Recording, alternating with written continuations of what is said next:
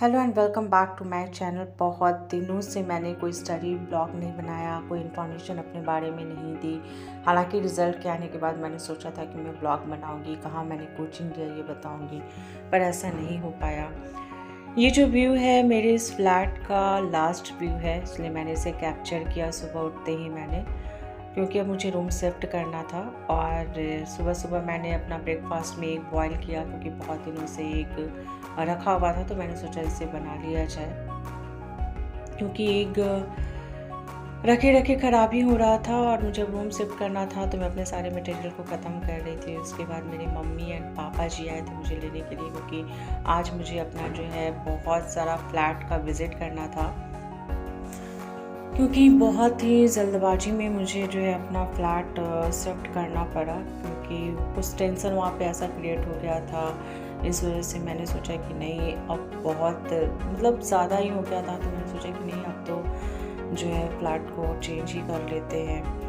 और मैंने boring road में और बाज़ार समिति में बहुत सारे हॉस्टल्स को देखे थे, जिसमें 3 सीटर एंड 2 सीटर भी और 1 सीटर सिंगल वाला भी था। 2 सीटर एंड 3 सीटर्स के लिए जो रूम्स थे उसमें आपका attach washroom was not available, because this is Patna, और पटना में ऐसा अवेलेबल नहीं होता है। और अदर स्टेट में तो आप जाओगे तो बिल्कुल आपको ऐसी सुविधाएँ मिलती हैं, और यहाँ पर भी आपको सिंगल सीटर में मिलता है, लेकिन रूम इतने छोटे होते हैं, अटैच वॉशरूम होते हैं, बट उसके जो कॉस्ट होते हैं काफ़ी ज़्यादा एक्सपेंसिव होता है। और मैंने देखा था बोरिंग रोड में और बाज़ार समिति में, तो कंकड़बाग में भी मैंने देखा था, तो वहाँ 14,000 का एक रूम है।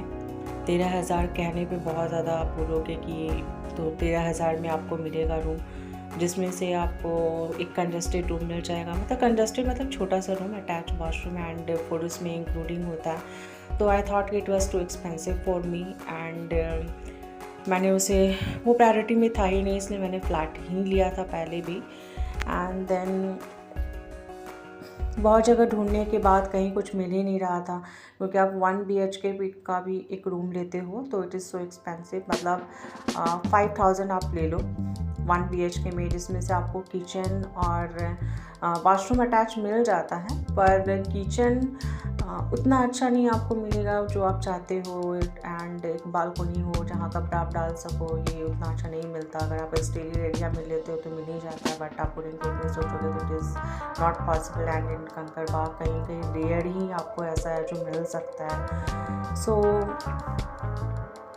इतना ढूंढने के बाद कहीं हमें पसंद आ ही नहीं रहा था, तो फिर हम जो है, ये आप अटल पथ का देख सकते हो सीन, कि हम वापस लौट रहे थे राजवंश, क्या इसका नाम था, हाँ, राजीव नगर देखते हुए हमने रामकृष्णा नगर भी देखा। वहाँ पे शायद एक पटेल नगर था, हमने वहाँ भी देखा था कि कहीं कुछ ऐसा जो है जहाँ सराउंडिंग्स अच्छा हो, जहाँ माहौल अच्छा हो।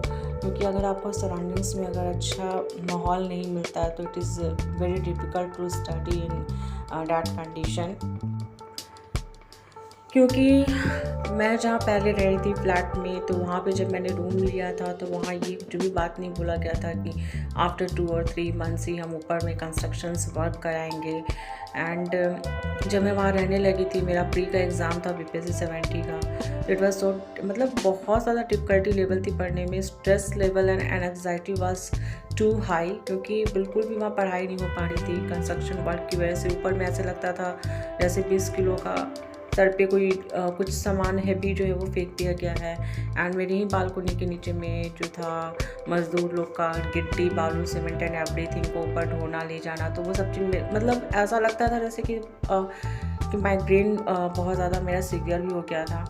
तब भी मैं बर्दाश्त करके तब तक थी, क्योंकि डेट एक्सटेंड हो रहा था कि नवंबर, देन दिसंबर हुआ, तो फिर दिसंबर तक मैंने बर्दाश्त किया और मुझे लग रहा था कि मैं पेपर ही छोड़ दूँगी, क्योंकि मुझसे हो ही नहीं रहा था। तो whole day construction work was done. So मैं बहुत ज़्यादा परेशान थी, बट मैंने उसी में पेपर दिया। फिर आने के बाद मेरी तबीयत ख़राब हो गई थी और ठंडा का मौसम भी था, तो उसके बाद, और ये उस रूम का पिक्स है जो मैंने बनाया था, जो मैं पहले रह रही थी। ये 1 BHK का फ्लैट था, 1 रूम 1 किचन और एक छोटा सा hall and washroom was available there. ये इसका रेंट जो था 4000 था एंड बिजली बिल अलग से आपको जो है वो इलेक्ट्रिसिटी का चार्जेस अलग से था। ये रूम बहुत अच्छा था, मतलब पॉजिटिव वाइब्स इस रूम से थे। इस रूम में रिज़ल्ट भी हुआ था तो बहुत अच्छा था, ऐसा नहीं कि नहीं था, बट वो नॉइस का जो था बात वो था। और ये इसका डिसएडवांटेज यही था कि बालकोनी के पीछे जो था पूरा मोहल्ला कचरा फेंकते थे, एक डिसएडवांटेज था। फिर ये मेरा रूम शिफ्ट जब हुआ तो ये पैकर्स और मूवर्स वाले आके जो सामान होते हैं वो कार्टून में फिक्स करके यहाँ पे, तो ये मेरा जो न्यू फ्लैट है वहाँ पे मैंने अपना ये सामान रखवाया था। पैकर्स मूवर्स के आने की वजह से जो है बहुत टाइम जो है इजी से बहुत अच्छा से पैक हो गया था।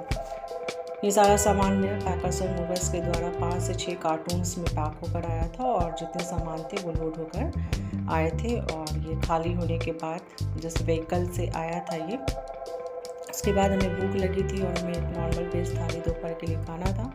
सो एक नॉर्मल होटल में हम लोग गए थे एंड वहीं पर हम लोगों ने जो है नॉर्मल वेज थाली मंगाया और खाना खाया था। क्योंकि शिफ्ट होने के बाद तो प्रॉब्लम ही प्रॉब्लम होता है, क्योंकि उसे अरेंज भी करना है तो खाना बनाना तो पॉसिबल हो ही नहीं पाता, 2 और 3 दिन तो लग ही जाता है एक नॉर्मल रूटीन में आने में। And then we were returning from the hotel to the flat and अब जाकर रूम में भी थोड़ा सा है जो सेट करना होगा, तो इस तरह से टाइम कंज्यूम बहुत ज़्यादा हो रहा है। टाइम वेस्ट तो हो ही चुका है, मुझे भी नहीं पता कि क्या करना, but to do next examination है, फॉर्म भी फिलअप नहीं हुआ है। That's end for the day today. Like share and subscribe. Bye bye.